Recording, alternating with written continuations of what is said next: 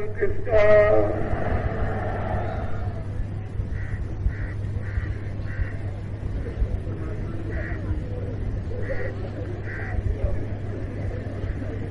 नर नारियों,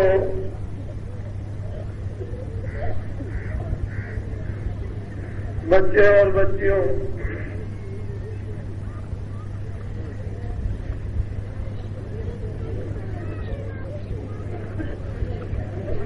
आज 16 दिसंबर 1983 का दिन है।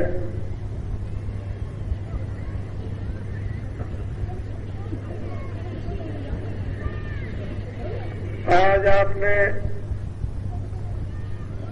प्रातःकाल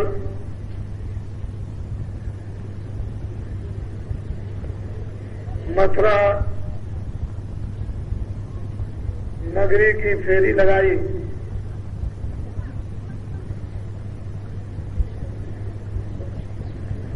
उनके देखने और आपके देखने से जो गत वर्ष फेरी लगी थी और इस फेरी में हजारों गुना भावनाओं का परिवर्तन देखने को मिला। समय तो अपनी रफ्तार से चलता चला जा रहा, वो किसी का भी इंतजार नहीं करता। जो समय के अनुसार वक्त के मुताबिक होशियार, चतुर, बुद्धिमान व अक्लमंद काम करते हैं, वो इस दुनिया में सफल होकर चले जाते हैं।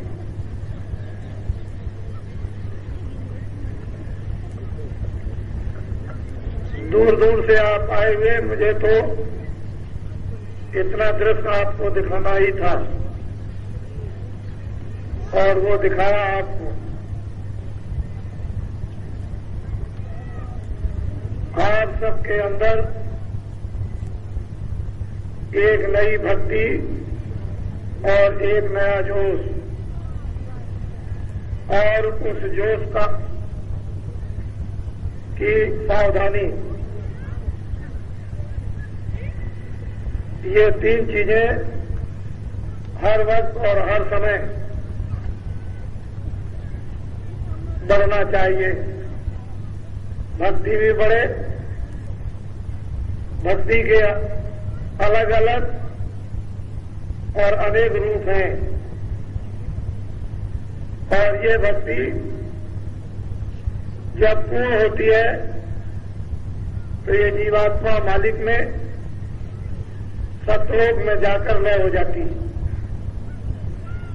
और अपनापन, इसमें किसी प्रकार का भी कोई रेशा और बारीकी इसके अंदर नहीं रहती, तब यही सूरत मालिक का रूप बन जाती है। वहां तक पहुंचने के लिए और मानवता पे खड़े होने के लिए एक तो भक्ति आपको मानवता पर खड़े होने के लिए विभिन्न प्रकार से आपको करना है,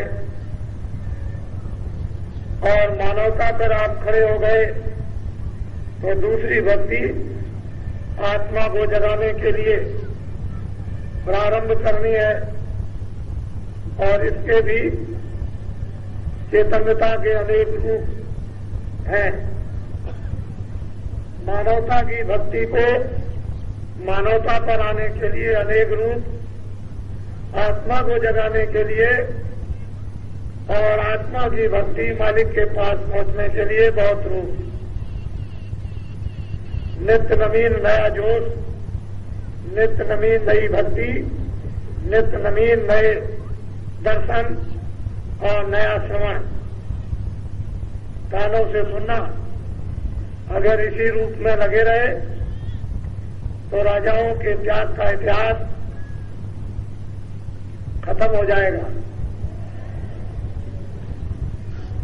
वो उस जमाने में जो त्याग किया वो अलग है और इस जमाने का अलग।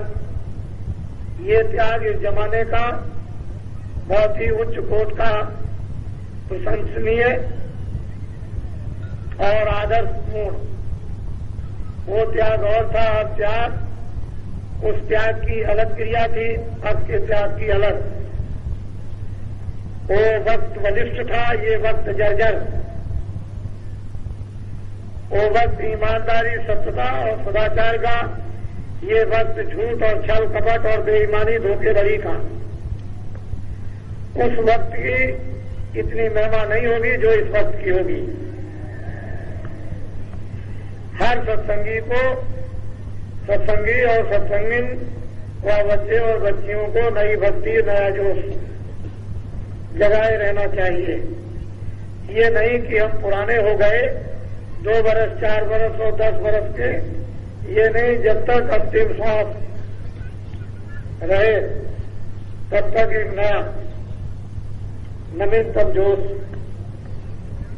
और नई श्रद्धा, नया प्रेम, प्रतीत और नया विश्वास, ये जीवन में इन सब शारीरिक खेल तमाशों को खेलते हुए होशियारी, सावधानी, सचेत होकर जब चलते चले जाओगे तो फंस नहीं सकते हो, उलझ नहीं सकते, धोखा नहीं खा सकते।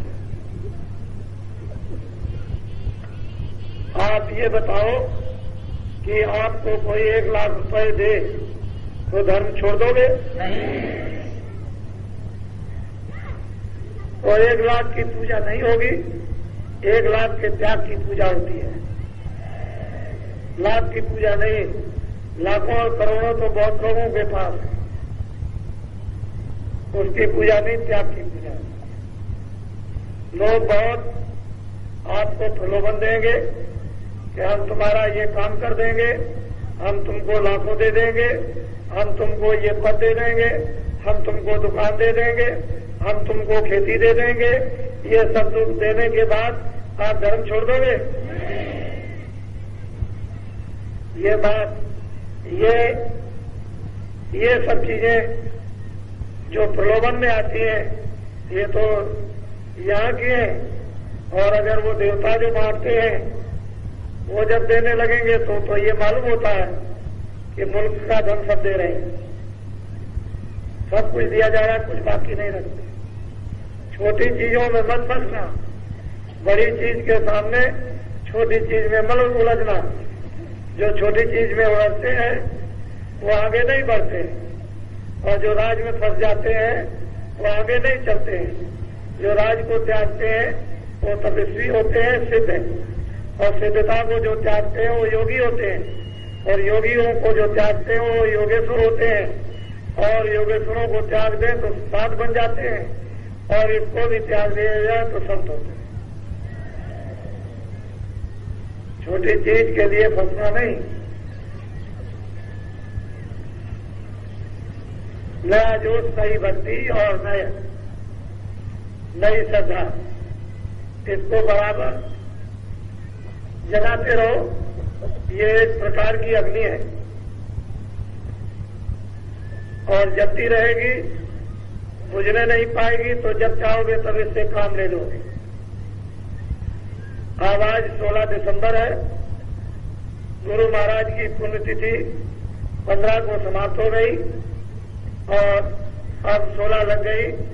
अब आपको चलना है अपने अपने क्षेत्रों में, बिल्कुल एकदम हर प्रकार से तैयार रखो। आपको बहुत सुगम साधन सेवा के लिए दिया गया है कि घर में माताओं को कोई नई व्यवस्था नहीं करनी है। जितना आप सुबह शाम भोजन बनाओ उसमें से एक चुटकी निकालकर एक हांडी में डाल दो, एक गगरी में डाल दो। इतना चावल बनाओ, एक तोला डाल दो, और ये आशा करते रहो कि जब कभी हमारे क्षेत्र में ये कार्यक्रम सत्संग का होगा तो जो आए हुए अतिथि होंगे उनकी ये सेवा में लग जाएगा। आपको कोई नई व्यवस्था नहीं करनी पड़ेगी, उससे कोई आपको तकलीफ नहीं होगी, कोई नई चिंता नहीं व्यापेगी। ये बड़ी सीधी सादी अपने गृह आश्रम के सम्मान की आदर सत्कार की क्रियाएं थी और ये हम सब लोग इस तरह से करते रहते तो हम अनेकों बुराइयों से बचते रहते, बुराइयों के स्रोतों में न जाते, उससे अलग थलग रहते और धर्म के स्रोत में जुड़े रहते। फिर धर्म बराबर आपको बुद्धि विवेक कराता रहता और उसी से जब सात संत जगे हुए महात्मा मिल जाते तो देर से नहीं लगती आत्मा के जगाने में और अपने वापस घर में जाने में। इस तरह हमेशा जब कार्यक्रम अचानक में बन जाए और जिधर भी बाबा जी निकले आपको सूचना केंद्रों पर मिल जाएगी और केंद्रों के लोग गांव-गांव में जाकर वितरण कर देंगे और ये बराबर संदेशा सब जगह पहुंचाएंगे कि आज का कार्यक्रम वहां हो रहा और कल का कार्यक्रम वहां हो रहा और तीसरे दिन का वहां, ताकि सारे लोगों को एक चीज बराबर निरंतर अवगत होती रहे। जिस तरह से आप एक प्रतीक्षा करते हो कि आज की या कल की आने वाली या खत्म होने वाली खबर मिल जाए तो दोनों चीजें आपको आने वाली और खत्म होने वाली भी मिलती जाएगी। ये मोटी और सीधी सादी बात केंद्र पर पहुंच जाएगी, केंद्रों से छोटे छोटे जगहों पर पहुंच जाएगी, छोटे जगहों से गांव-गांव में ये बात पहुंच जाएगी और जो कुछ भी संदेश होता चलेगा वो सब कुछ आपको अवगत होता चलेगा। आप तैयारी रखना, किसी वक्त किसी समय भी किसी तरफ भी घूम सकते हैं। ये तो आपको एक अलौकिक और एक आश्चर्यजनक मेहनत और उस मेहनत का कार्य और मेहनत की एक स्थापना आपको करनी होगी और धर्म का जो स्रोत और धर्म की स्थापना का सूत्र पात्र आपके द्वारा सारे देश में फैल जाएगा। आप काम में लग जाओ, इसलिए कोई आपको धोखा क्यों नहीं दे सकता है कि मेहनत गाड़ी कमाई पर ही आप आधारित रहो और इससे ज्यादा और क्या हो सकता है कि आपने उस प्रलोभन को एक चिता रूप में जलाने के लिए तो आपने ये बोरा पहन दिया है। आपको कौन मोहित करेगा, आपने तो बोरा पहन दिया। और मैं तो ये आपको कहना चाहता हूं कि अभी तो आपको समझ में नहीं आता, लेकिन देश का हर आदमी ये बोलेगा कि इससे सुंदर दूसरा कोई कपड़ा नहीं है। देखना आप अभी थोड़े दिनों में इस कपड़े की हुर्मत और इस कपड़े का जज्बा और इस कपड़े की इस सूत में कौन सी ताकत है वो तो आपको मालूम होगी, लेकिन ये आपको मालूम होना चाहिए कि ताकत भरने वाला तो कोई और है जो ताकत भरेगा। तो आप अपने अपने क्षेत्रों में जाएंगे और तैयारी जल्दी अपने अपने करके रखेंगे। देवियां भी बिल्कुल सतर्क होकर वो भी अपने गांव में एक देवी हो वो गांव में पूरा ये धनुरा पीठ रखे। देवियों को भी मेहनत करना है क्योंकि देवियां ज्यादा यदि परेशान इसलिए है कि उनके पास अच्छे बच्चे कच्चे और घर के कामकाज और मौत की मेहनत परिश्रम बाहर और अंदर का होता है, तो उनके ऊपर ज्यादा बोझा, उस बोझे को से थोड़ा हल्का और विश्राम पाने के लिए उनको भी इसमें मेहनत करनी, जिससे कि उनके द्वारा भी एक काम होता चले और वो भी एक स्थापना अनिवार्य और जरूरी है। तो देवियों को भी पीछे नहीं हटना, पुरुषों को भी पीछे नहीं हटना, बच्चे और बच्चियों को भी पीछे नहीं मुड़ना, आगे चलना है। आगे चलने वाले ही आगे हो जाते हैं, आगे चलने वाले ही निकल जाते हैं और जो आगे चल जाते हैं वो सड़क बना जाते हैं। हजारों लाखों करोड़ों लोग उस सड़क का लाभ उठाते हैं, आनंद और आराम लेते और करते हैं। तो दोनों के लिए ये बातें लोगों के समझ आ रही हैं और आपको ये पैगाम जिसके लिए जोर दिया जा रहा है संदेशा, वो तो आपको आपके द्वारा हाथ बनाकर, आंखें बनाकर, कान बनाकर, मुखारबिंद बनाकर ये तो काम लेना ही पड़ेगा। और ये सोचो कि मैं छूट जाऊंगा या किसी तरह से बच जाऊंगा, तो बाबा जी के जाल से आप बच नहीं सकते। तो आप हंसी खुशी से कोई काम कर डालो, वो बहुत अच्छा होगा और मजबूरी से नहीं। वैसे तो मजबूरी से भी करना पड़ेगा, लेकिन हंसी खुशी से। जैसे लोग बहुत काम नहीं करना चाहते हैं, लेकिन समाज परिवार की मजबूरी से उस काम को करते हैं। हालांकि काम वो करना चाहिए था, पर विवश होकर के करते हैं। ये काम आपको करना चाहिए था, काम तो आपका था, लेकिन आप अपने काम को विवश होगा मजबूरी में उसको। लेकिन जब मजबूरी का स्थान खत्म हो जाएगा तो फिर स्वेच्छा से उसी काम को आप करने लगोगे। तो दोनों तरह से ये काम होना है। अब मैं आपको सत्संग सुनाऊंगा और जो लोग नामदान नए लोग आए हुए लेना चाहते हैं उनको भी नामदान दे दिया जाएगा।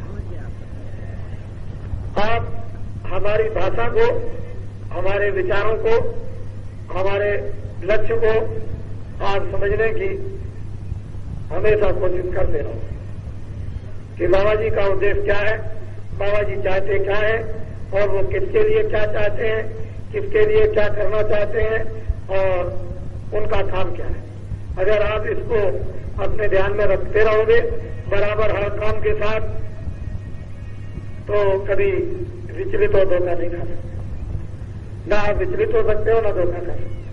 लेकिन जब आप हमारे उद्देश्य और काम को आप भूल जाओगे, विचार करना भी और करना भी, तो धोखा खा जाओगे। इसलिए इतने दिनों की मेहनत, इतने दिनों का संदेश, और वो मैं जानता हूं कि आपके पास जमा है, लेकिन उसका उपयोग आप इसलिए नहीं कर पा रहे थे कि आपको तरीका मालूम नहीं था। जमा तो किया गया, लेकिन वितरण करने का तरीका नहीं था। और जब वो तरीका वितरण का, जमा किए हुए सामान का मिल जाता है, तो उसको बड़ी खूबी के साथ, तरतीब के साथ उसको जब वितरण करते हो तो वो सबके पास पहुंच जाता है और सबका भला और सबका लाभ उसमें होता है। आप हर उद्देश्यों को बहुत ही ध्यान से, बुराई अपनी जगह, अच्छाई अपनी जगह, इंद्रियों का, 10 इंद्रियों का कर्म अपनी जगह है, आत्मा की क्रिया। इंद्रियों की वासनाओं का स्थान अलग है और आत्मा जहां बैठी है उसकी चेतनता, उसका प्रकाश अलग है। मोटी चीजें हैं और ये क्रियाएं इंद्रियों द्वारा शरीर की इसलिए सुरक्षा के लिए किया जाता है कि जीवात्मा बैठी है, अगर शरीर ठीक नहीं रहेगा तो ये भी रोएगी। उसको रोने से बचाने के लिए इस शरीर को मुख्य लक्ष्य के लिए स्वस्थ रखा जाता है कि ये शरीर स्वस्थ रहे और हम लोग उस साधना के द्वारा जीवात्मा को जगाकर इससे छुटकारा कर लें। और शरीर के द्वारा ही जीवात्मा का जब ही छुटकारा हो सकता है जब शरीर स्वस्थ रहे और महापुरुषों की कृपा और द्वार और दरवाजा रास्ता मिल जाए, वेद हम पा जाए, तब तो ठीक है। वेद नहीं मिले, महापुरुष की कृपा न हो, द्वार दरवाजा न मिले, तो शरीर बहुत लोगों के स्वस्थ होंगे और शरीर स्वस्थ है उसका लाभ ही क्या। वो तो जानवरों की तरह से पेट भरना और सो जाना और दुनिया में आए उसका भी कुछ ज्ञान नहीं, चलेगा उसका भी कोई ज्ञान। तो ऐसी जिंदगी किसी काम की नहीं है। मनो शरीर ये भाग से मिला है, इसके लिए अभी तक किसी किताब ने और किसी महात्मा ने नहीं कहा। मैंने इसका ढंढोरा आपके बिल्कुल स्पष्ट से जागृत विवेक में पीटा है कि मनुष्य शरीर एक किराए का मकान है। ये मकान आपको दिया गया अच्छे बुरे काम करने के लिए, पूरा अधिकार आजादी दी है, अच्छा और बुरा सब कर सकते हो, लेकिन उसका कर्म आपके हाथ में भोगना नहीं, वो दूसरे के हाथ में है। उसका आपको इंसाफ जब कर देगा तो भोगना आपको पड़ेगा। कम करने में स्वतंत्र, फल भोगने में स्वतंत्र। इसलिए किराए के मकान से वो काम करना चाहिए जो हर तरह का लाभ उस जीवात्मा को, सूरत को। तो ये और किसी ने इस आसानी और सरलता से लोगों के कानों में ढंढोरा नहीं पीटा कि मकान भाड़े का, ये मनुष्य शरीर किराए का, इसे आपको खाली करना है। और फिर ये जब खाली हो जाएगा तो ये माया की छाया है, इसे आपको जलाना है। और इससे संबंधित जो भी आप माया मानते हो वो सब यहाँ पड़ी रह जाएगी, उसमें से आपका कुछ भी हक नहीं, ना आपके साथ गया ना उसने आपकी मदद की। आपके घर वाले जो माया के उस पर्दे में रहते हैं वो भी कुछ नहीं कर सकते। तो ये बात मोटी है, काम करना अपनी जगह है, और वो ज्ञान जो बुद्धि का उसको अपना उपयोग में ले लो, काम में ले लो, और इन कामों को अंतिम तक समाप्त करो और असली काम अपना बना लो। तो इसी समय में और इसी श्वास के अंदर आपको अपना काम इधर का उधर का सब बनाना है। छोड़ना कोई काम नहीं, छोड़ने का नहीं, काम बना लेना। इसलिए आपने सब कुछ देख लिया, जो आपको देखना है उसे देखना चाहिए। तो मैं अब सत्संग कुछ आपको सुनाऊंगा। ये भी सत्संग है, इसकी भी जरूरत और आवश्यकता है। वैसे आप आज से जाना प्रारंभ कर देंगे, और मैं ऐसा समझता हूं कि सब लोग जाए तो सुविधा सबको ट्रेन और बसों की नहीं मिल सकती है एकाएक, तो आगे पीछे आज और रात में सुबह जाएंगे, लेकिन सत्संग कल तक का है। कल के बाद सत्संग के विचार समझ जाएंगे, और एक जगह पर जो थोड़े लोग रह जाएंगे उनको सुना दिया जाएगा, और बाकी अब चलते चलो और उधर का अपना विचार मोड़ दो, उधर से इधर जाए, उधर से उधर चले जाए, और इधर से उधर से इधर, और दोनों को मोड़कर उधर अपने घर की तरफ चलना। तो घर में तो चलना ही पड़ेगा आपको। अब आपको कुछ सत्संग सुना दूं उस जीवात्मा के संबंध में, आपको सुना दिया जाए।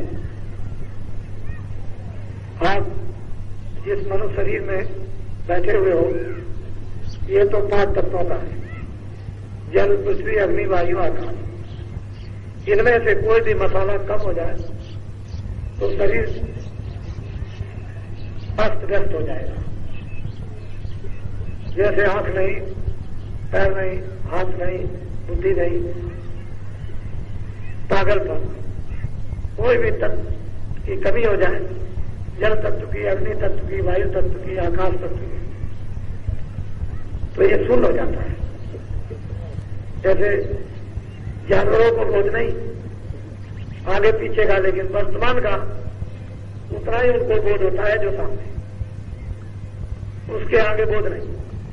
वैसे भूख का तो सबको बोध है कि कुछ मिलना चाहिए, घास पात, भूसा, रोटी राटी कुछ, इसको तो जानवरों को भी बोध है, और उस बोध के लिए वो मारे मारे फिरते हैं, और आप भी मारे मारे फिरते हो। लेकिन जब 5 तत्व में कोई कमी हो जाती है तो पशु ज्ञान, पक्षी ज्ञान, स्थूल जड़ता का ज्ञान होता है, मानवता का ज्ञान नहीं होता, भूत भविष्य वर्तमान का। तो अच्छा है कि भगवान ने दया कर दी कि 5 तत्व आपको दे दिए। इन 5 तत्वों से ये पिंड शरीर बनता है, और वो आप लेकर के बैठे, और ये 5 तत्व यहीं रहते हैं, यहीं बनेंगे लहू और लोथड़े से, और लहू और लोथड़ा इसी जगह पर जल के खाक हो जाएगा। लेकिन लहू और लोथड़ा बनकर तैयार हो जाए उस वक्त इसमें न डाली जाए तो ये खड़ा नहीं हो सकता, फिर बढ़ नहीं सकता। लहू और लोथड़े की एक सीमा होती है कि इतना बढ़ेगा, उसके आगे फिर उसके जज्बे उसके खत्म हो जाते हैं बढ़ने की। लेकिन जब सूरत आ जाती है उसकी भी एक बढ़ने की, 5 तत्वों के बढ़ने की एक सीमा है। इतना जल बढ़ेगा, इतना वायु, इतनी अग्नि, इतना आकाश और इतना पृथ्वी। इसके बाद में फिर वही जर्रे जीर्ण होने लगेंगे, यानी पुराने होने लगेंगे और झड़ने लगेंगे। बढ़ करके फिर वही जर्रे झड़ने लगते हैं, और झड़ करके सिमट करके उसी अवस्था में विलीन हो जाते हैं जिस अवस्था में वो कुछ नहीं थे। यह है 5 तत्वों का पिंड शरीर।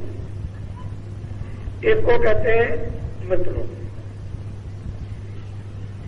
इसको महात्माओं ने पिंड की रचना बताया और इसकी हद यहां तक है, मेरी तरह देखो, ये आंखों तक, ये जितना भी खुली आंखों से जो दृश्य दिखाई देता है और मन आंखें देखकर मन भोरा बन करके इनका रस लेता है, इसके आगे नहीं जाता। इसको कहते हैं पिंड रचना, अंड रचना।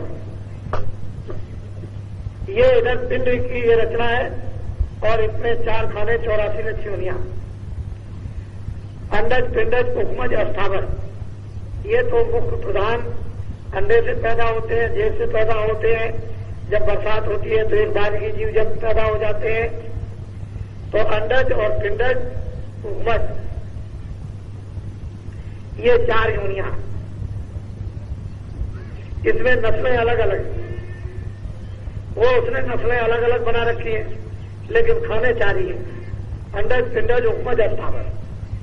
अस्थावर उसको कहते हैं जो पेड़ आज वृक्ष हजारों वर्षों से खड़े हुए हैं, ये उनमें भी जीवात्माएं डाल दी जाती हैं। जो अंडे से पैदा होती है वो अंडज कहलाती है, जो जेल से पैदा होती है और जो बरसात में पैदा होती है उपमज कहलाती है। तो अंडज, पिंडज, जेल वाली पिंडज और अंडे वाली अंडज और उपमज वाली बरसात आदि में, और अस्थावर जो वृक्ष आदि। इन 4 खानों में जीवात्माएं सबसे पहले मनुष्य शरीर पा चुकी थी। जब उन्होंने इस योनियों का निर्माण किया तो कर्मानुसार से उनको यहां से शुरू कर दिया भेजना, और भेजते भेजते इतनी जीवात्माएं वहां पहुंच गई कि जिसका कोई हिसाब नहीं। और ये मनुष्य शरीर उधर से घूमकर इसलिए दिया जाता है कि आप ऊपर निकल जाओ, क्योंकि ऊपर से आए हो तब मनुष्य शरीर मिला था सबको। न पिंडज था, न उपमज, न अस्थावर, और इनमें 4 योनियों में से कुछ नहीं था। फिर नीचे नस्लें कुछ नहीं थी, मनुष्य शरीर था। और जब तक ये मनुष्य शरीर कर्म नहीं बने थे रही और वापिस सूरत हो गए, अपने घर में पहुंच गए। बाद में विधान बन गया, विधान बनने के बाद बस फिर ये अलग अलग योनियों में भेजने लगे, उनमें योनियां बना दी गई, उसकी सजा, उसके सजाकार तैनात कर दिए गए, वो सजा देने लगे, आप भोगने लगे।